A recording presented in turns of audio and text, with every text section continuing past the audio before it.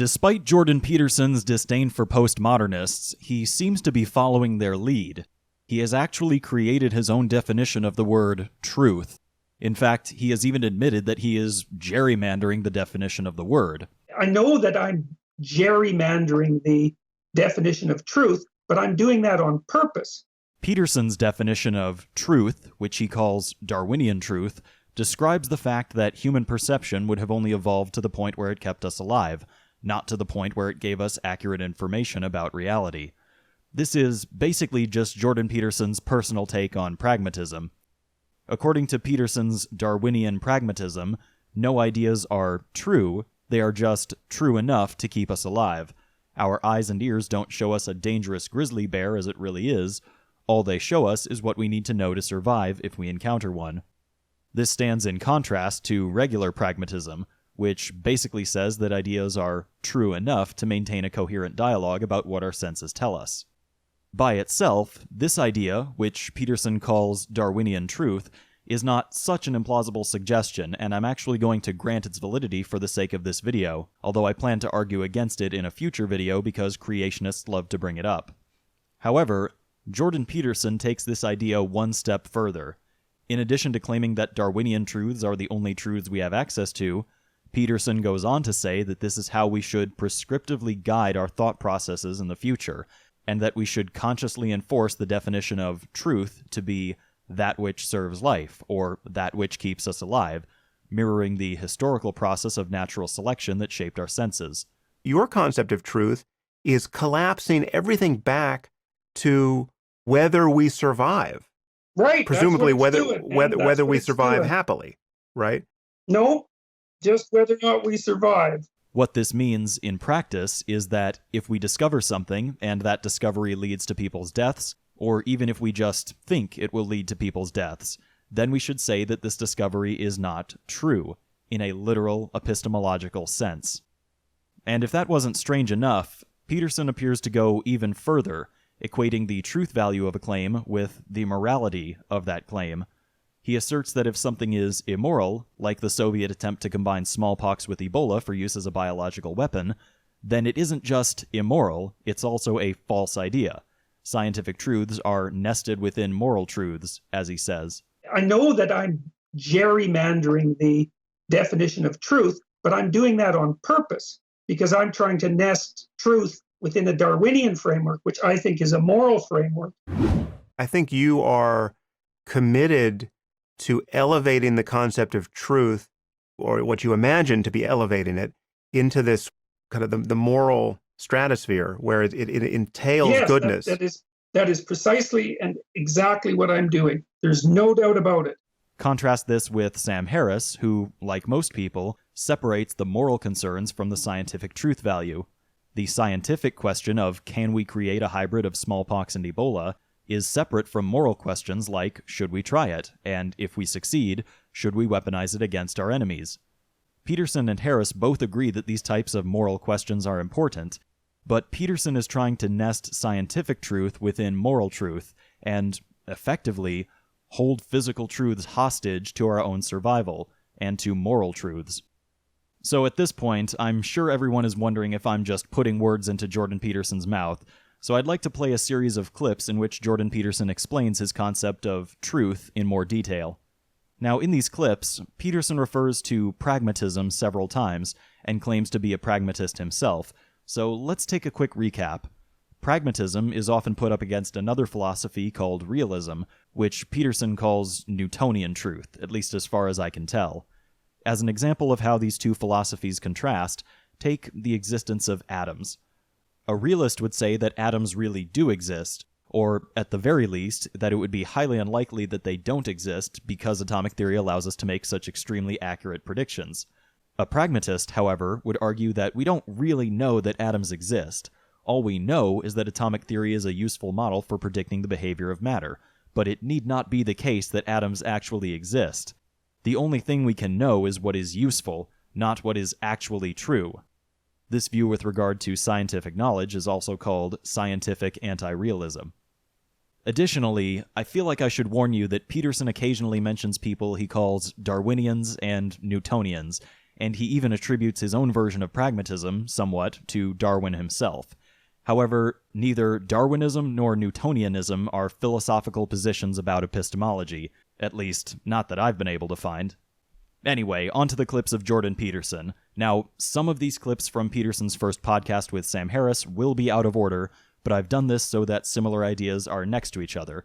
As I'm sure you know, podcasts tend to ramble and go all over the place, so I've done my best to reconstruct the train of thought in a clear way. So now then you ask yourself, well, how do you determine whether or not a theory is true? Then you ask yourself, well, what do you mean by true? Well, then you're in trouble. Okay, because I think you can take a Newtonian perspective on that, or a Darwinian perspective, but you can't do both at the same time. Yeah? Okay.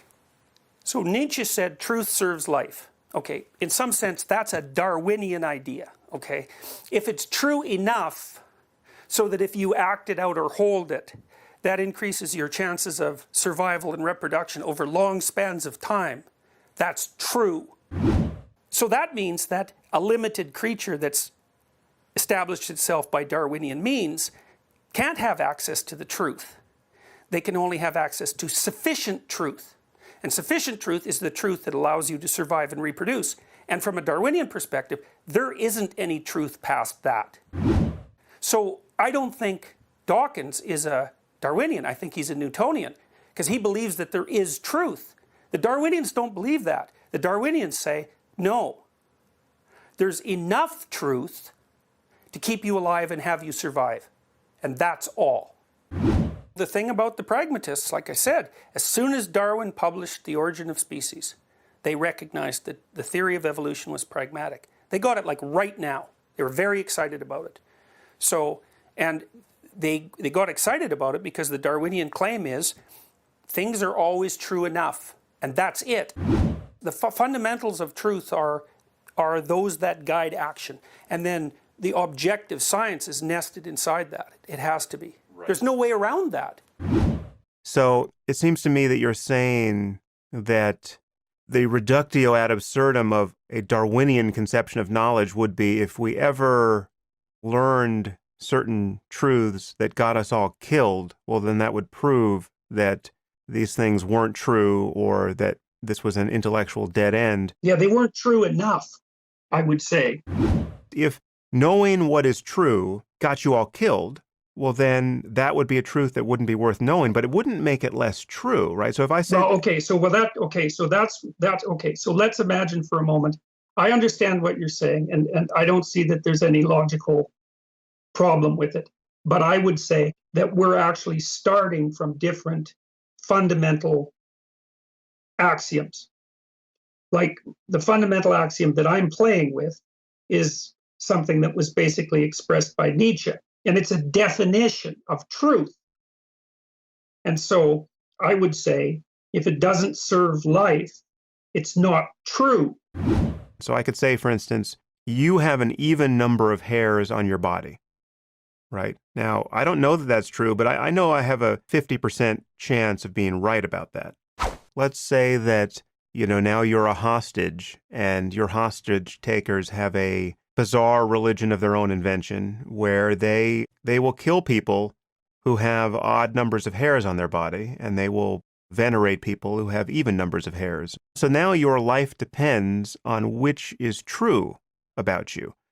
So nothing has changed with respect to truth value about the claims we might make about the hair on your body, right? It's just a different situation. Your concept of truth can't be hostage to these superficial changes in context.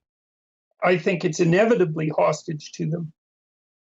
I don't think you can help it be hostage to them. I think that even the choice of what you're interested in as a scientist is subject to contextual factors that are part of the parameters within which you ask the question. Jordan, what does that mean in this context? So I'm talking, again, this is a bizarre example that just may seem strange to talk about for any length, but I think it reveals, at the very least, an awkward commitment to revising our language. I think what it means technically is that the only final way of sorting out whether a scientific claim is sufficiently true is through Darwinian means.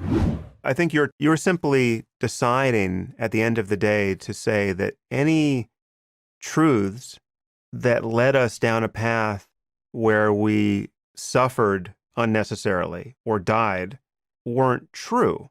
Right. You have to choose what you mean by true. You have to.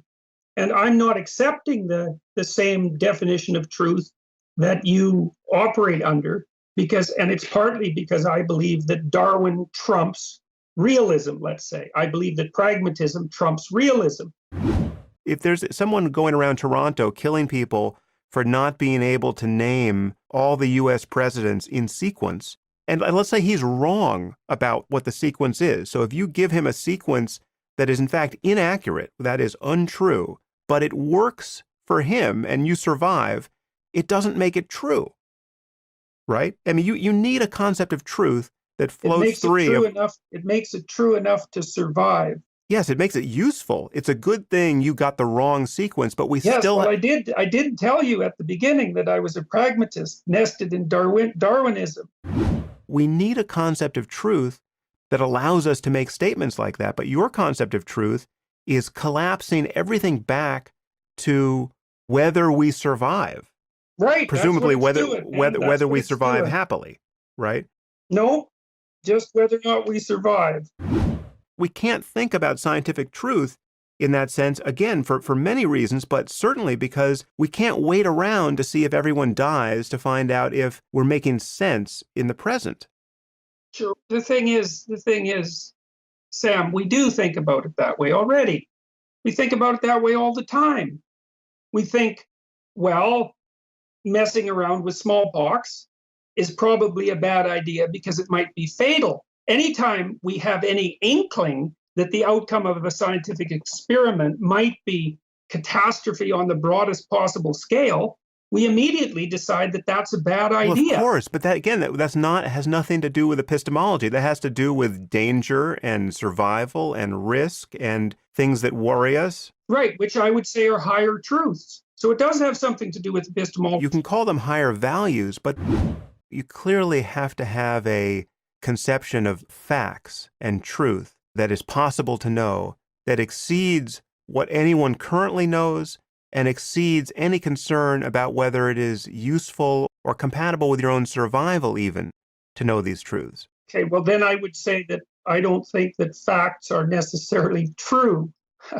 I don't think that facts are necessarily true. What did you say? Okay, well then I would say that I don't think that facts are necessarily true. So I don't think that scientific facts, even if they're correct from within the domain that they were generated, I don't think that that necessarily makes them true. And I know that I'm gerrymandering the definition of truth, but I'm doing that on purpose because I'm trying to nest truth within a Darwinian framework, which I think is a moral framework. And I think that the logic of your argument about morality is going to push you in the same direction, inevitably. You're choosing, following Nietzsche here, you're choosing to use the word true. You're choosing to freight it with some moral concerns that will make it very difficult for people to understand what you mean and for you to understand what they mean when you use truth as a synonym for, as you just said, correct. A fact may be correct, but it's not true. Right. It seems to me this is counterproductive, and you lose nothing by granting that the truth value of a proposition can be evaluated whether or not this is a fact worth knowing or whether or not it's dangerous to know. No, but that's the thing I don't agree with, because I think that that's the kind of conception of what constitutes a fact that does in fact present a moral danger to people, a mortal danger to people. And I do believe that the highest truths, let's put it that way, the highest truths are moral truths. I'm thinking of that from a Darwinian perspective. Well, we're definitely disagreeing. I think you understand me, and I think... I don't think we are disagreeing. I think you are committed to elevating the concept of truth, or what you imagine to be elevating it, into this kind of the moral stratosphere where it entails goodness. That is precisely and exactly what I'm doing. There's no doubt about it. And we're back. Now, I've decided to call this video Jordan Peterson's Useless Truth because, in my view, even if Peterson is completely correct about the idea that evolution has produced useful delusions instead of accurate senses, this idea is completely unusable as a philosophy. It doesn't work as a form of pragmatism because it doesn't allow us to discern the truth of almost anything we evaluate on a daily basis. In short, Peterson has found a way to turn pragmatism into something that is almost completely non-pragmatic. Jordan Peterson's definition of truth, at least his first premise about evolved delusions, is analogous to the fact that, strictly speaking, there's no such thing as color. Colors don't really exist in a strict sense. They're just images generated by our brains to help us make sense of different wavelengths of light. And there's nothing illogical about holding this position. I'd say that this is a defensible, pragmatic outlook. That is, pragmatic in the traditional sense. There's no such thing as colors, it's just useful to speak as if there are. This also applies to the idea that my red might be your green, but we have all taken to calling them the same name because it's, well, pragmatic to do so. It maintains consistency in the dialogue. Likewise, I could accept the idea that there are no true observations about the world, and that there are only useful, evolved observations, which are true enough to keep us alive, even though, for practical purposes, we do need to talk about things like grizzly bears as if they really exist the way we see them. However, Jordan Peterson is trying to incorporate this functionally irrelevant philosophical caveat into the colloquial definition of the word truth, and in doing so, he is rendering it completely useless. In his attempt to make pragmatism more accurate, he has managed to kill it at its root. Most ideas whose truth value we need to evaluate in the world around us have no plausible way of impacting our survival in a significant or certain way, and yet we clearly need some kind of consensus with regard to, for example, what is appropriate to wear to a formal dinner, or where we left our keys, or if it's a good idea to leave the faucet running all day with the drain plugged. To return to our colors analogy, we need to be able to talk about things like a traffic light, or a piece of fruit being ripe, or the piece of paper I just handed you, with the assumption that colors do exist.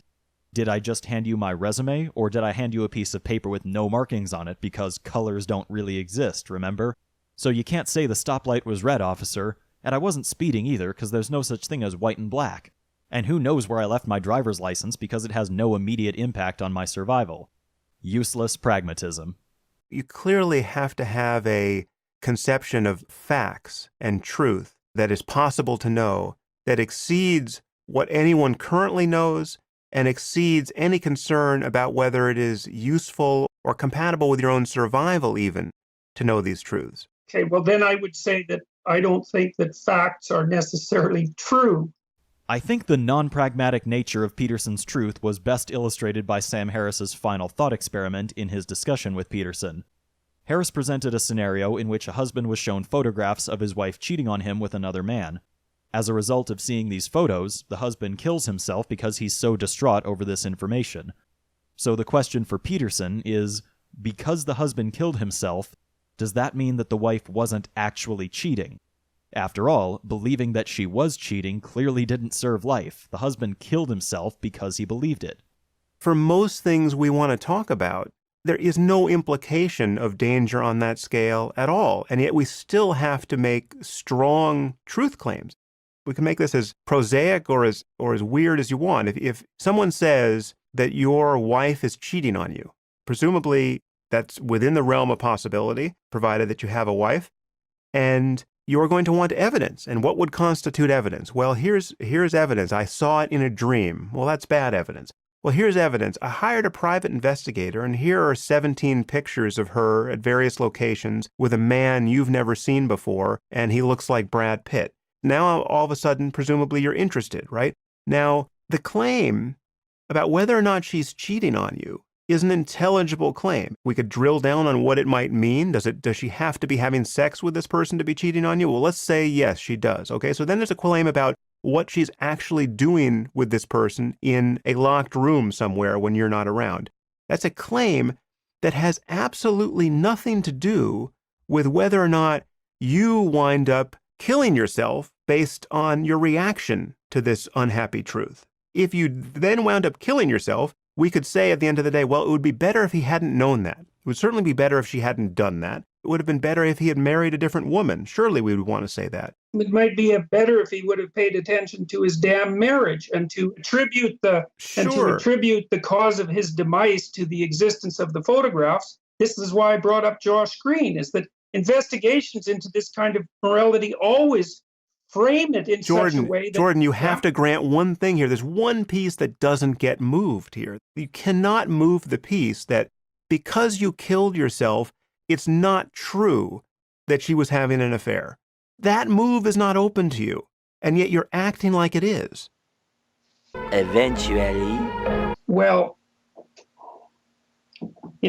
I think we've been going down this road for so long that I'm not exactly capable of them at the moment of making the macro example leap, because you're making a case there that it's sort of quasi-associated with science. That's the photographic evidence and the realism that's associated with that.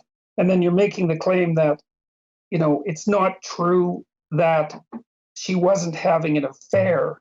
I'd have to take that apart more. He killed himself. Like, you're throwing a lot of things into that example that I believe are contextually important to my unpacking the ethics behind it. Because you're equating the fact that she had an affair to him committing suicide, which, there's a whole backstory there.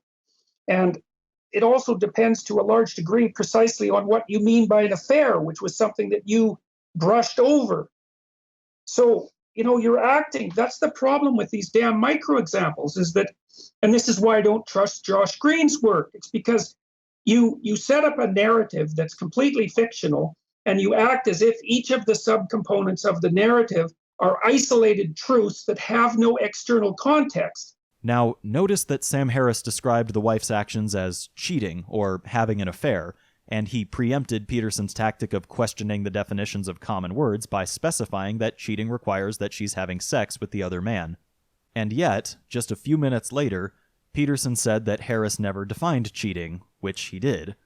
But whatever you call it, the basic argument remains. The wife did X, the husband saw her doing X, the husband killed himself because he believed what he saw, so does that mean X is not true? Peterson's definition of truth cannot even answer this most basic question. And in this exchange, Peterson also revealed that his definition of truth seems to require a fully detailed, real-world context in order to render judgments about past events. And so he brushes off this scenario as a micro-example, which really makes me wonder what Jordan Peterson would be like as part of a courtroom jury. Based on his criticisms of the cheating wife scenario, it seems like Peterson would be completely unable to reach any conclusions in a courtroom unless he was holding each person's fully detailed autobiography in his hands, which is simply not possible. Jordan Peterson's definition of truth is simply unworkable in the vast majority of situations where we need to render judgments about the truth value of ideas, and I highly doubt that Peterson uses his own definition of truth in his daily life for this very reason.